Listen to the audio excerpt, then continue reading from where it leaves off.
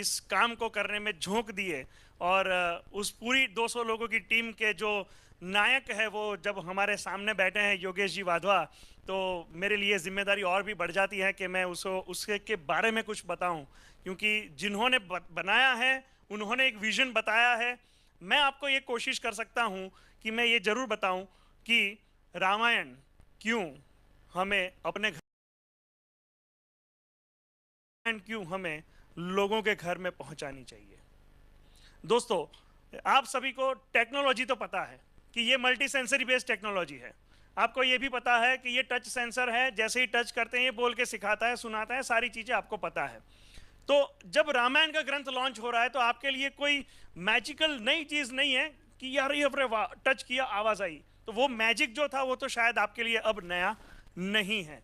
लेकिन सच बताऊं, मेरे लिए आज की तारीख में भी जिस दिन ये अनाउंसमेंट हुआ कि रामायण लॉन्च हो रही है, मेरे रोंगटे खड़े हो गए थे और मैंने वो दिन याद किया, नवंबर 2019, जब इंदिरा गांधी इंडोर स्टेडियम के अंदर श्री श्री गुरुदेव रविशंकर जी के हस्तक हमारी श्रीमद् भगवद गीता का विमोचन हुआ था। उस दिन को मैंने याद किया कि उस दिन जो मुझे अंदर से फीलिंग आ रही थी ना कि ये काम करने जैसा है, ये काम जरूर करने जैसा है। पैसे तो आएंगे ही आएंगे, पैसे बाई प्रोडक्ट है, वो रुकने ही वाले नहीं है। लेकिन अगर हमने शिद्दत से अगर ये गीता को घर घर पहुंचाने का काम किया तो ये काम बहुत बड़ा हो सकता है। वो जो फीलिंग मुझे 2019 में आई थी, वो ही फीलिंग मुझे फिर से ये जब लॉन्चिंग की बात हुई रामायण की तब आई है। मेरी कुछ पर्सनल फीलिंग्स और रामायण को लेके कुछ बातचीत मैं आपसे आने वाली 5-10 मिनट के लिए करना चाहूँगा। मैं आशा रखूँगा कि इससे आपको एक ऐसा विजन मिलेगा कि हमें ये काम क्यों करना है। और अगर मैं कुछ बात बताऊं, उनमें से अगर आपको भी ये बातें मालूम ना हो तो आपको ये जरूर समझना चाहिए कि अगर हमें ये बातें मालूम नहीं हैं तो हम जिसके पास इस ग्रंथ को लेके जाएंगे उसे तो इस बारे में कुछ भी पता नहीं होगा। दोस्तों, राम नाम हम सब जानते हैं, रामायण हमने टीवी पर बहुत बार देखी है, लेकिन बहुत बार लोग ये कहते हैं कि रामायण जो है वो 2 अलग अलग ऋषि ने लिखी थी, राइट। पहले ऋषि जो है वो है हमारे वाल्मीकि जी, ये हमारे आदि कवि हैं। आदि कवि कहने का अर्थ ये होता है कि इस पूरे संसार के अंदर, पृथ्वी के अंदर अगर पहला कोई कवि पैदा हुआ तो वो कौन थे? कविता का जन्म, कविता कैसे बनती है, पीछे के शब्दों के प्रास बनाना और कविता बनाना, 1-2 कड़ी आप बना के देखो, है ना। किसी को शायरी सुनाने के लिए कुछ बना के तो देखो, 2 लाइन तो बना के देखो। इन्होंने पूरी रामायण बनाई है। ये कोई आम बात नहीं है, ये कोई आजकल की बात नहीं है। व्हाट्सएप या चैट जीपीटी वाला जमाना नहीं था कि जहां पर डाल दिया कि एक का पात्र रामायण, एक पात्र सीता लक्ष्मण ये वो और बन गया और एंटर किया और पूरी रामायण लिख के आपके सामने आ गई। नो, ये उस जमाने की बात है जहां पर ऐसा कुछ नहीं था। रामायण का जन्म एक ऐसे ऋषि के मस्तिष्क से हुआ, उन्होंने एक ये कविता के स्वरूप में उसको पेश किया। लेकिन कितने लोग जानते हैं कि ऋषि वाल्मीकि असल में कौन थे? नहीं पता तो ये बात जहन में डाल के जाना कि अगर मुझे नहीं पता तो जिसके पास में ये लेके जाऊंगा उसे तो बिल्कुल पता नहीं होगा। आपको जान के आश्चर्य होगा कि एक जंगल के अंदर एक ऐसा लुटेरा था, एक ऐसा जिसे आज की भाषा में डाकू या कुछ भी आप समझ सको, ऐसा एक लुटेरा था जो लूट मचाता था। पूरे गांव में आसपास के जितने भी लोग थे वो जंगल को क्रॉस करते से डरते थे। जो भी वहां से जाता था उसे लूट लिया जाता था। न सिर्फ लूट लिया जाता था लेकिन उसका कत्ल भी किया जाता था।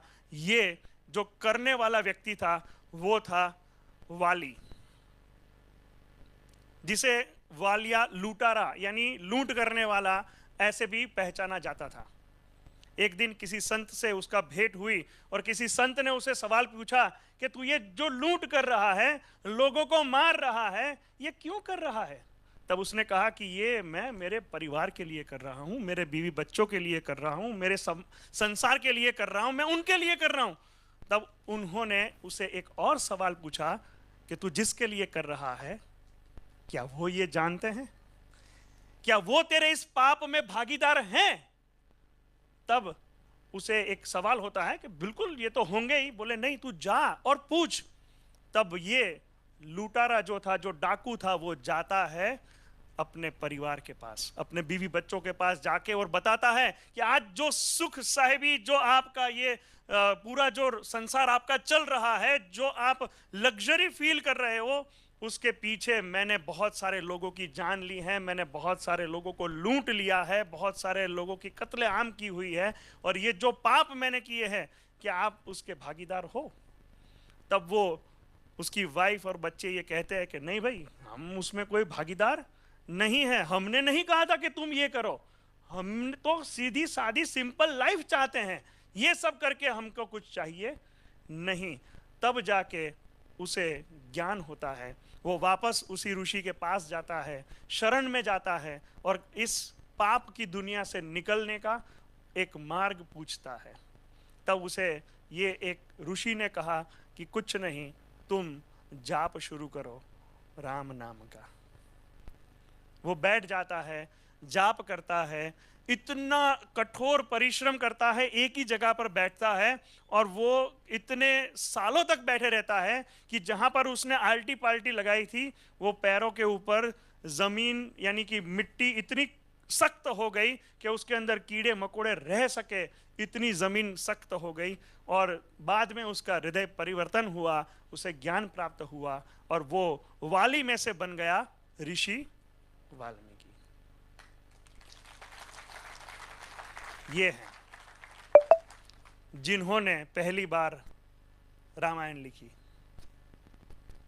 और फिर एक युग आया जो आप सभी लोग शायद जानते हैं कि वो शायद अकबर बादशाह के आसपास के समय की बात है, और उस समय पे एक दूसरे ऋषि आए जिन्होंने इस रामायण को फिर से लिखा, जिसे हम जानते हैं, और उन्हें हम कहते हैं ऋषि गोस्वामी तुलसीदास जी।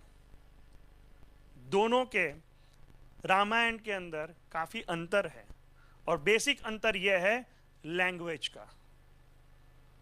जो सबसे पहले वाल्मीकि जी ने रामायण लिखी, वहां पर उसका जो फॉर्म था, जिस तरीके से लिखी गई थी, उसको सर्गा कहते हैं।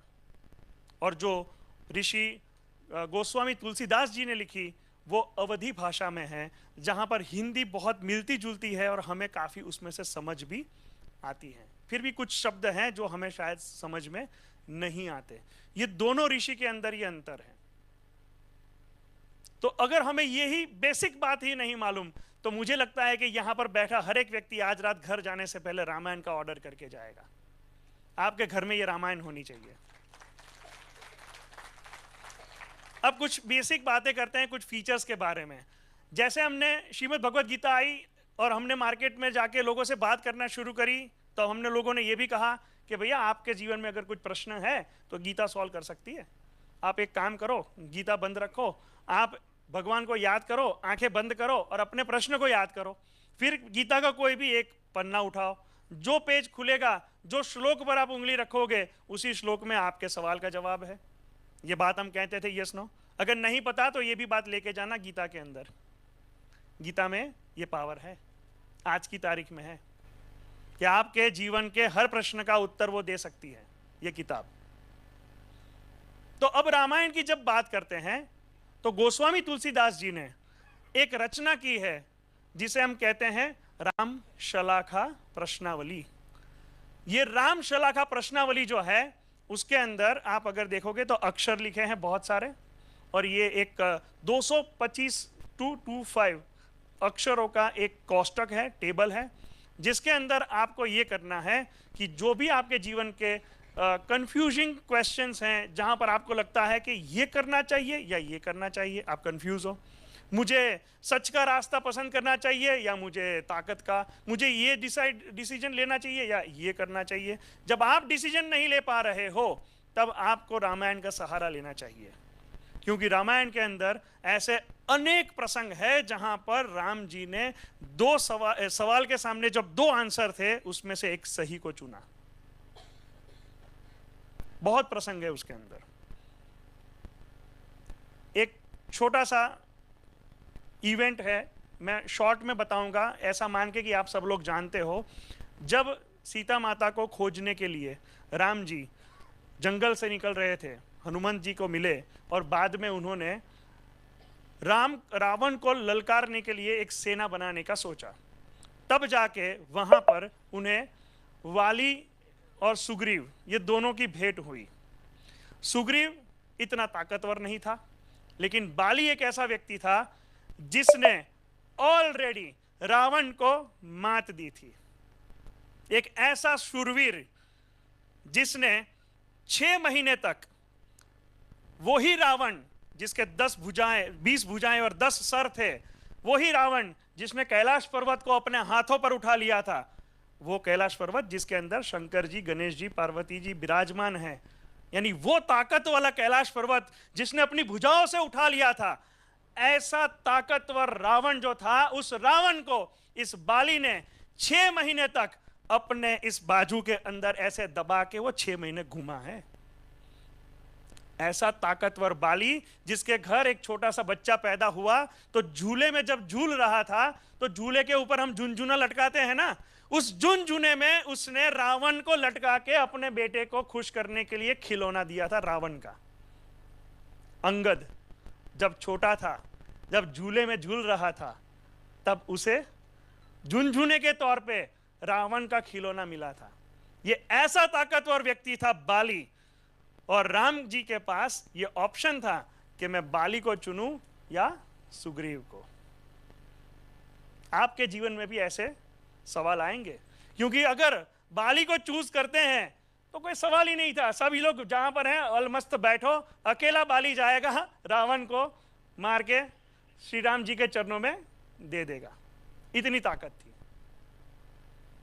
लेकिन श्री राम जी ने बाली को नहीं, सुग्रीव को चुना, और वो चुनते वक्त भी क्यों ऐसा किया उसका जवाब भी रामायण के अंदर दिया गया है। अगर मैं बता दूंगा तो आप प्रवचन सुनोगे, प्रसाद लोगे, घर जाओगे, रामायण नहीं पढ़ोगे। मुझे तो पता है, मैं चाहता हूं कि आप थोड़ा सा कष्ट लें, रामायण को अपने घर बुलाएं, उसे पढ़ें, और जो मैंने बात यहां पर रखी और अधूरी कर दी कि क्यों ऐसा किया था, उस सवाल का जवाब ढूंढे। दूसरी बात बताना चाहूंगा कि ऐसे बहुत सारे इवेंट्स बने हैं जहां पर लोगों को चूज करना था सही और गलत के बीच में। लक्ष्मण को भी ये मौका था, दशरथ जी को भी ये मौका था। ये सभी जो डिसीजंस थे उसमें क्या सही है वो बताती है रामायण। तो आपके जीवन में अगर कोई प्रश्न है, आपको उसे याद करना है, श्री राम जी का नाम लेना है, और ये जो सलाखा दिए हैं उसमें किसी भी जगह पर आपकी उंगली को आंख बंद करके रख देना है। जिस अक्षर पर आपकी उंगली टच कर रही है उस अक्षर को एक अलग से एक पेज पर लिख दो, फिर उस अक्षर को छोड़ के 9 काउंट करो, 1 2 3 4 5 6 ऐसे 9 काउंट करो, जो दूसरा अक्षर आएगा उसे लिख दो। ऐसा करते हुए हर 9 अक्षर को छोड़ के जो अक्षर आता है उसे लिखते जाओ, तब तक करते जाओ जब तक कि आप वापस घूम के उसी अक्षर पर नहीं आ जाते जहां पर आपने उंगली रखी थी। अगर आपने ये कर लिया तो आपके सामने ऑटोमेटिकली एक चौपाई बन के आ जाएगी, और वो चौपाई तुलसीदास जी ने सिलेक्ट की हुई 9 चौपाइयों में से एक होगी।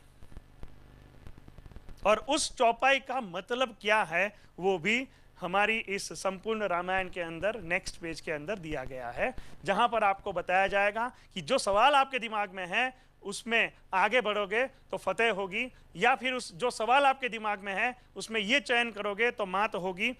क्या अच्छा है, क्या ठीक है, क्या ठीक नहीं है, उसके बारे में उसके जवाब इसके अंदर दिए गए हैं। बताइए अद्भुत है या नहीं?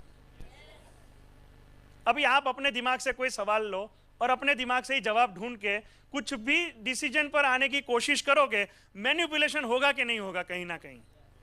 लेकिन अगर श्री प्रभु राम जी के जो चरित्र को दिखाती है, लाइफ को दिखाती है, ऐसी रामायण लिखने वाले तुलसीदास जी के दिमाग से अगर सोचोगे और वहां से अगर जवाब मिलेगा तो वो हमेशा बेस्ट होगा। तो ये श्री राम सलाखा इस रामायण के अंदर दी गई है।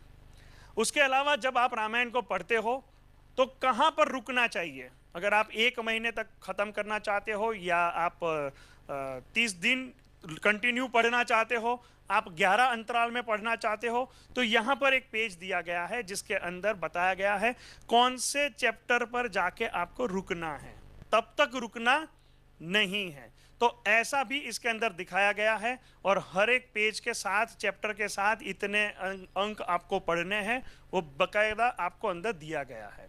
तो इस तरीके से अगर आप रामायण का पठन करोगे तो निश्चित रूप से उसका जो ज्ञान है वो आपके अंदर आएगा। फिर आगे बढ़ते हैं। हर एक नए चैप्टर के साथ एक ऐसा पेज आपको देखने को मिलेगा। रामायण जैसे गीता के अंदर 18 अध्याय है, वैसे रामायण के अंदर 7 कांड हैं। तो जो 7 कांड है वो हर एक कांड के शुरू होते ही आपको ऐसा एक चित्र देखने को मिलेगा। ये प्रथम कांड जो है वो बाल कांड है, उसका चित्र है। अगर हम इसे जूम करके देखेंगे तो यहां पर बीच में एक आइकन है, वो है मेडिटेशन का आइकन। जैसे ही आप इसके ऊपर क्लिक करोगे, टच करोगे, अपना जो टॉर्पेडो दिया गया है, जो गदा दी गई है, उससे आप अगर आप इसके ऊपर टच करोगे तो हमारे गुरुदेव श्री श्री रविशंकर जी की आवाज़ से आपको यहाँ पर एक मेडिटेशन सुनने को मिलेगा। हालांकि ये मेडिटेशन सभी ग्रंथों के सभी कांड के अंदर सेम है, लेकिन इसका अर्थ जो है वो बहुत ही गुड है। ये मेडिटेशन श्री राम जी के नाम के ऊपर है, और गुरुदेव बताते हैं रा और म उसका अर्थ क्या है, यानी कि अपने अंदर एक ज्योत को लाना, एक प्रकाश को लाना, एक नई सुबह को लाना। और फिर वो मेडिटेशन करवाते हैं। वो मेडिटेशन गाइडेड मेडिटेशन है, उससे करना, एवरीडे करना, वो आपकी लाइफ में क्या वैल्यू क्रिएट कर सकता है वो आप काउंट कर सकते हो। इस किताब की जो कीमत है वो आपकी ज़िंदगी में आने वाले टर्निंग पॉइंट से बिल्कुल भी बड़ी नहीं हो सकती, ये मैं बिल्कुल आपको कह सकता हूँ। फिर अगर आप यहाँ पर देखोगे, थैंक यू, साइड पे यहाँ पर देखोगे 3 आइकन हैं जो कि हर एक कांड के अंदर आपको देखने को मिलेंगे, जो भजन के 3 आइकन्स हैं। यानी 3 आइकन एक कांड के अंदर, 7 कांड है तो 21 भजन तो आपको ऐसे ही यहां से आपको सुनने को मिलेंगे। और उसके सामने की तरफ जो है वो कथा के आइकन हैं। कथा मतलब जैसे अभी मैंने आपको एक कहानी बताई, समझ में आई, मजा आया था कहानी जब बता रहा था, तो यस नो, बिल्कुल वैसे ही हर एक कांड के आगे 3 कहानी है। आप ये समझ लो 3 चैप्टर हैं। 7 अगर हमारे ये कांड है तो 7 या 21 कहानियां हैं, और ऐसी अलग अलग कहानियां हैं जो आपके जीवन में नई सोच के बीज को रोपेगी। तो ये कहानियां सुननी बहुत जरूरी है। फिर अगर आप नीचे देखोगे तो ये सारे अलग अलग आइकन्स हैं, जहां पर सबसे पहला जो आइकन है ये पाठ का है। आप रामायण जिस तरीके से लिखी गई है बिल्कुल वैसे ही आप जो स्टाइल से लिखी गई है, ओरिजिनल जो लैंग्वेज है, उसमें अगर आप सुनना चाहते हो, पाठ के ऊपर क्लिक कर लो, आप सुन सकते हो। फिर कीर्तन के स्वरूप में सुनना चाहते हो तो आप कीर्तन पर क्लिक करोगे तो सुन सकते हो। तीसरा जो पॉइंट है ये बहुत इंपॉर्टेंट पॉइंट है। रामायण पढ़ तो सब लेते हैं, लेकिन उससे अंदर से लिया क्या, समझा क्या, याद क्या हुआ, वो कोई जानता नहीं है। यहां पर क्वेश्चन आंसर सेशन है, और ये क्वेश्चन आंसर रामायण जब आप पेज पलटोगे तो काफी पेज में नीचे सवाल दिए हैं, और जैसे कौन बनेगा करोड़पति में वो 4 ऑप्शन होते हैं, वैसे 4 ऑप्शन भी दिए गए हैं। आप उसमें से चूज करो और अपने नॉलेज को परखो कि भैया मैंने जो 1 पेज पढ़ा, 2 पेज पढ़े, उसमें से मुझे क्या मिला, क्या सुना, क्या समझा, सही जवाब है या नहीं है। तो ये आपके ज्ञान को न सिर्फ बढ़ाता है, लेकिन वो सही में अंदर उतरा या नहीं वो चेक भी करता है। अगर आप इसे अपने घर में बच्चों के साथ शुरू करोगे, बच्चे सुनेंगे और उसके सवाल जवाब से अपना ज्ञान भी बढ़ाएंगे।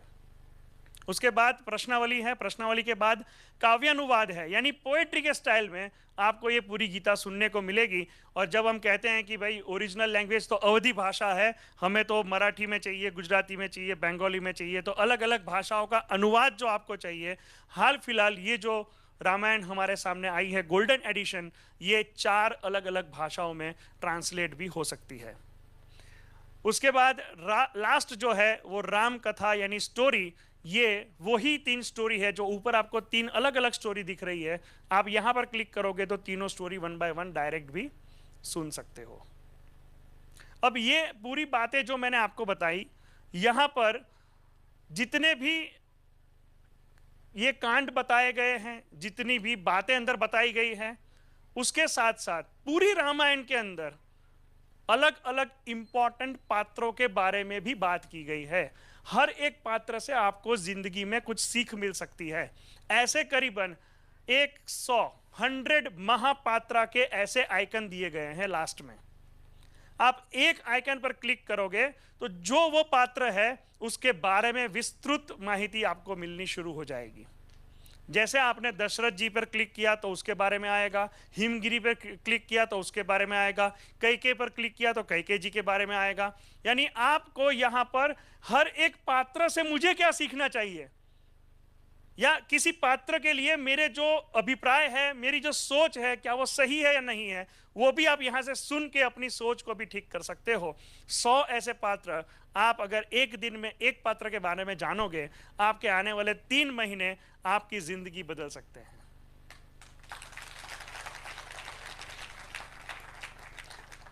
दो कैरेक्टर्स बहुत इंपॉर्टेंट है जो मुझे बहुत समझ में आते हैं, उसके बारे में मैं जरूर बताऊंगा और फिर मेरी बातों को खत्म करूंगा, और अगर आपको इंटरेस्ट है तो ज्यादा बात करेंगे।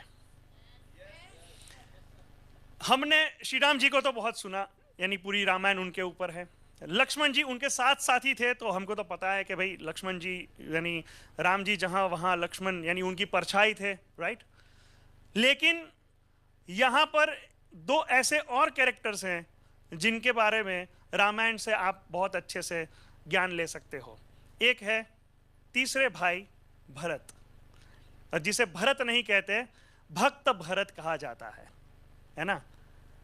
एक ऐसा भाई आज की तारीख में आप कल्पना मात्र भी नहीं कर सकते, ऐसा भाई यहां पर भरत जी ने बन के दिखाया।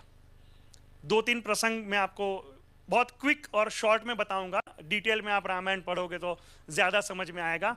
भरत जी जब राम ऐसा कहते हैं कि भी मैं ये गादी पर नहीं बैठूंगा, मैं तो जा रहा हूं, पिताजी का वचन है, मैं वनवास जा रहा हूं, और भरत तू ये गादी संभाल, तू राज कर, और जो भी पिताजी की जिम्मेदारियां हैं उसे तुझे संभालना है। तब वो कहते हैं कि मैं कैसे भी आप समझा लो, ये काम मेरे से होने वाला नहीं है, मैं नहीं करने वाला। आज की तारीख में अगर भाई ये कहता है कि ये 200 करोड़ की अपनी कंपनी है, मैं तो जा रहा हूं, तू संभालना, तो कोई मना करता है क्या? लेकिन यहां पर भाई क्या कहता है, ये आपके होते हुए मैं कभी भी नहीं कर सकता।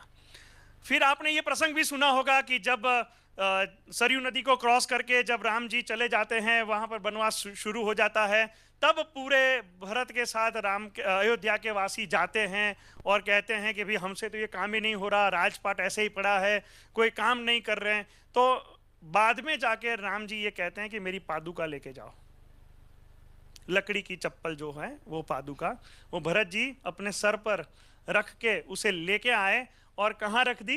राज सिंहासन पर, और खुद सिंहासन के बाजू में नीचे बैठे, और वहां से उन्होंने राजपाट करना शुरू कर दिया।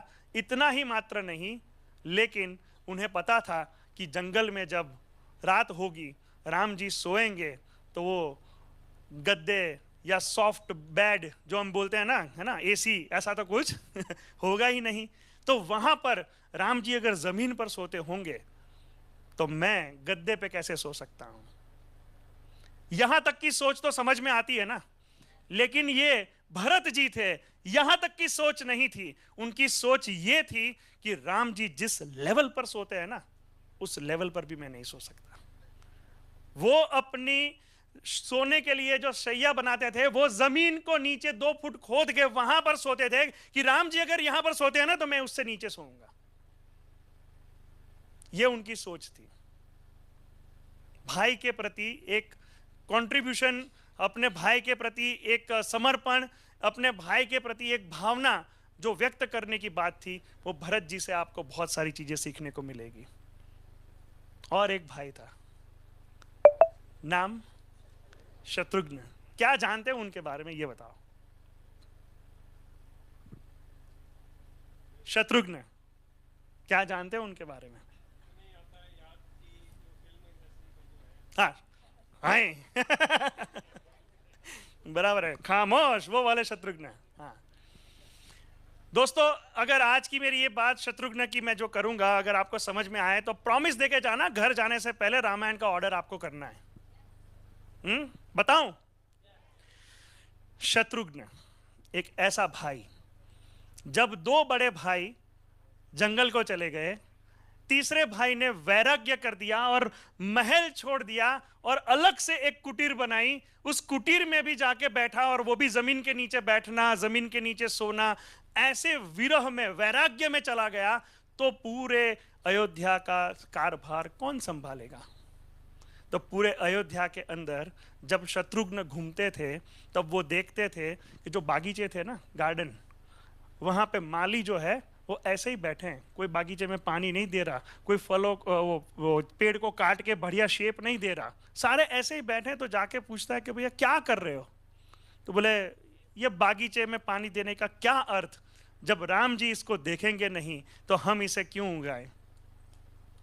फिर वो आगे चलता है तो वो बहुत सारे जो उनके रसोई घर के अंदर काम करने वाले लोग होते हैं, वो अच्छी रसोई भी नहीं बनाते। वो जाके पूछता है भाई क्या हो गया, आप लोग काम क्यों नहीं कर रहे हो? तो वो कहते हैं कि हम किसके लिए रसोई बनाएं, ये मिष्ठान, ये सारी चीजें, ये फरसान हम किसके लिए बनाएं, जब अगर राम जी इसे चखेंगे नहीं तो हम बनाएं क्यों? वो जब गौशाला जाते हैं तो गैया भी दूध देना बंद कर देती है, वो चारा नहीं खाती है, क्योंकि राम जी अयोध्या से निकल चुके हैं। ये सारी चीजें देखने के बाद अब शत्रुघ्न को ये पता है कि ये सब तो हो रहा है, क्या होगा जब 14 साल खत्म हो जाएंगे? अगर ऐसे ही चलता रहा तो क्या होगा जब 14 साल खत्म हो जाएंगे? जब राम जी वापस आएंगे हम क्या दिखाएंगे? तब वो जाके हर एक ऐसे व्यक्ति को जाके बैठ के बात करके ये समझाने की कोशिश करता है। और वो जो समझाने के जो भाव है ना दोस्तों, वो ऐसे नहीं है कि मैं ये तीनों भाई के बाद मैं राजा हूं, मेरा ऑर्डर है, तेरे को ये करना है, ऐसे भाव नहीं थे। वो उनकी भावनाओं को समझते थे, उनके पास जाके बैठते थे और कहते थे सही बात है, बागीचे में पानी क्यों देना चाहिए? बिल्कुल नहीं देना चाहिए। राम जी आएंगे तो फिर उनके जब आने की बात होगी तब कर लेंगे, लेकिन क्या तब ये हो जाएगा? तब वो माली जो था वो सोचता था कि नहीं, तब तो नहीं होगा। तो क्या करना पड़ेगा? अगर राम जी आएंगे तब तुम उन्हें क्या दिखाओगे कि मेरे जाने के बाद आपने अयोध्या का क्या हाल बना दिया? वो क्या देखेंगे? फिर वो माली को समझ में आता है, माली काम करना शुरू कर देता है, गाय दूध देना शुरू कर देती है, लोग अच्छे मिष्ठान बनाते हैं, लोग काम करना शुरू कर देते हैं। अयोध्या जो वैराग्य के अंदर सोई पड़ी थी, ऐसा सोच के बैठ गई थी कि अब तो हमारा स्वामी चला गया, हमारा संसार लुट गया, अब हम कुछ नहीं कर सकते। वहां पर शत्रुघ्न थे जो सबको वापस से एनरिचमेंट करते थे, वापस से उनके अंदर एनर्जी भर रहे थे। ये काम एक दो दिन में ख़त्म होने वाला काम नहीं था दोस्तों, पूरे 14 साल तक इस अयोध्या को ऐसे ही बना के रखना था कि जब राम जी वापस आएंगे तब वो ये देख के प्रफुल्लित हो जाए, उनके चेहरे पे हंसी आ जाए, खुश हो जाए। ऐसी अयोध्या बना के रखने का काम जो था वो शत्रुघ्न ने किया था।